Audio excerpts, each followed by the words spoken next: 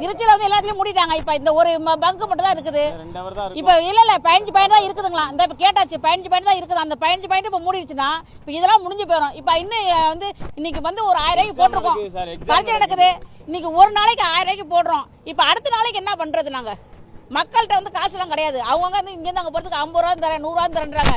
நாங்க 100 ரூபாய்க்கு 50 ரூபாய்க்கு பொழை பார்த்து அன்னைக்கு பொழை பார்த்து கொடுக்கோம். சும்மா போயிட்டு எம்ப்ளாய்ஸ் போயிட்டு இன்னைக்கு கேஸ் போயிடும். இப்ப நாளைக்கு உழப்புக்கு என்ன பண்றது? நாளைக்கு என் பேர் சீலா, நான் திருச்சி. அதாவது சார் இப்போ எக்ஸாம் டைம் சார். இப்போ பாப்பா ஸ்கூலில் விடுறோம்னா கூட பைக்கில் நம்ம எடுக்கிறது பைக்கு இல்லை, ஆட்டோ தான் நமக்கு. வீடு காரு எல்லாமே ஆட்டோ தான். ஆட்டோ நம்பி தான் நாங்கள் இருக்கோம். அது நான் பியூர் கேஸ் தான்.